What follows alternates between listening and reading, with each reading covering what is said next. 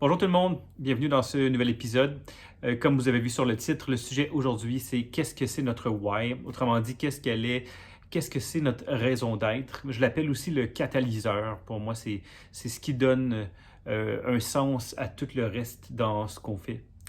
Euh, c'est quoi notre why? C'est quoi notre raison d'être?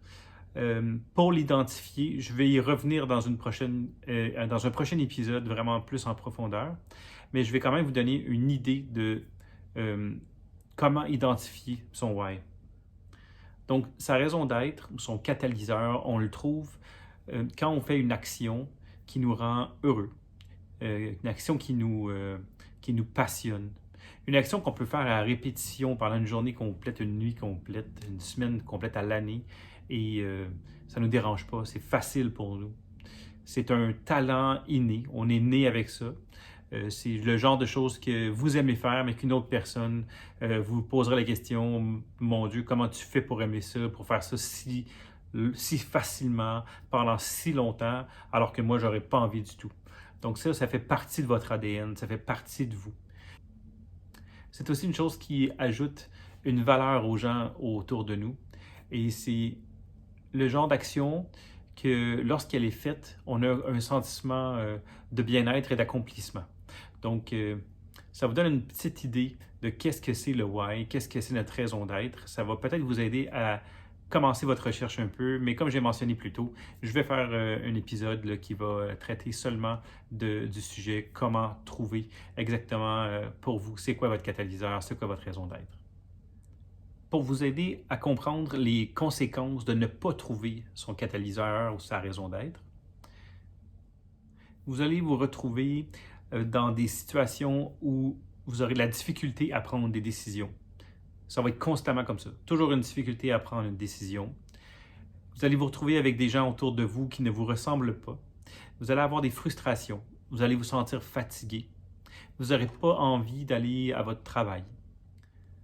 Vous allez chercher un conjoint ou une conjointe qui pourrait combler vos vides parce que vous ne les avez pas identifiés. Donc, inconsciemment, vous allez essayer de trouver quelqu'un qui va combler ces vides-là. Donc, c'est le choix de faire un bout de sa vie avec une personne pour les mauvaises raisons. On passe aussi son temps à demander l'avis de tout le monde autour de nous avant de prendre une décision. Et ça nous ramène à notre point de départ. Toujours pas capable de prendre une décision. Et lorsqu'on a pris une décision, souvent, le résultat n'est pas celui escompté parce que vous ne savez pas vraiment c'est quoi le résultat exact que vous voulez avoir parce que vous n'avez pas trouvé votre raison d'être. Donc, vous êtes constamment déçu. Souvent, les gens qui n'ont pas trouvé leur raison d'être, 10 ans après, 15 ans, 20 ans, malheureusement, certains d'entre eux la trouveront jamais. Si on prend conscience qu'on n'a pas trouvé notre raison d'être après 10 ans, 15 ans, 20 ans et que là, on se réveille, on va réaliser qu'on est dans un endroit, une situation qui nous rend malheureux, qui nous rend malade, dépressif, et où on a l'impression que tout autour de nous est en train de tomber. Voilà quelques raisons qui vont peut-être vous donner envie de trouver votre raison d'être. Sur une note plus positive, c'est beaucoup de travail, ça prend un temps de réflexion, d'écriture pour trouver c'est quoi notre raison d'être. Mais les bénéfices sont extrêmement grands. Pour en nommer quelques-uns, vous allez vous sentir heureux, souriant, vous allez avoir plus d'énergie. Lorsque le cadran va sonner le matin, si vous avez toujours besoin d'un cadran, vous allez être motivé, vous allez avoir envie de faire une liste de tâches que vous avez envie d'accomplir dans la journée pour pouvoir continuer de vous rapprocher du résultat de votre raison d'être. Dans le fond, vous allez vouloir accomplir votre raison d'être à chaque jour. Votre énergie va être encore plus grandissante.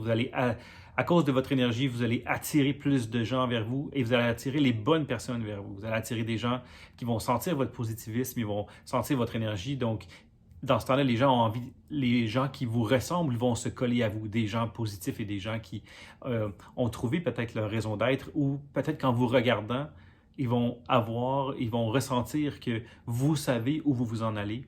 Et ça va les sécuriser, ça va leur donner envie de se coller à vous pour eux-mêmes ensuite trouver c'est quoi leur raison d'être. Votre confiance également va grandir et ça se ressent évidemment par tous les gens autour de vous. Et c'est souvent là que les gens vont commencer à dire que vous avez de la chance et que vous avez une bonne étoile. Quand on dit que quelqu'un a une bonne étoile, dans le fond, quand on dit que quelqu'un est sur son X, ça veut dire que cette personne-là a fait cette recherche ou a simplement, c'est différent pour chaque personne évidemment, le chemin de chaque personne est vraiment différent. Certaines personnes vont simplement suivre leur intuition de façon innée et ils vont se diriger très jeunes vers ce qui est leur raison d'être. Mais ce n'est pas le cas de tout le monde, loin de là. Alors, il faut faire ce travail-là et vous allez voir, le retour sur le travail que vous allez avoir fait est immense. Votre santé va être meilleure également. Vous allez réaliser aussi un jour que l'abondance va arriver et que les gens vont vous payer pour faire quelque chose qui vous passionne. Donc, qu'est-ce qu'on peut demander de mieux dans la vie que de passer ses journées à faire quelque chose qui n'est pas demandant, facile pour nous, naturel pour nous et d'être payé pour le faire. Et en plus, vous allez inspirer les gens autour de vous à faire la même chose. Donc, vous allez être entouré d'une espèce de vague d'énergie positive, incroyable. Et une fois qu'on commence à surfer sur cette vague-là, mes amis, c'est parti pour longtemps et c'est un plaisir. La vie devient un plaisir quotidien. Donc, j'espère que vous avez aimé cet épisode-là. Suivez-moi pour voir dans les prochains épisodes comment trouver son why, sa raison d'être. Et si vous avez aimé cet épisode-là, cliquez sur le petit pouce ou encore allez sur Facebook, Instagram ou ma chaîne YouTube et le partagez peut-être à quelqu'un. Si vous voyez des gens autour de vous qui semblent un peu perdus, qui ont besoin de direction, s'il vous plaît, c'est la raison pour laquelle je fais ces vidéos-là. C'est pour pouvoir aider les gens à trouver qui ils sont, trouver leur raison d'être et ensuite de se prendre des actions pour que ça devienne vraiment leur façon de vivre et qu'ils puissent vivre financièrement de leurs rêves, mais aussi, surtout, avec la santé et en étant heureux dans leur quotidien. Merci, à bientôt.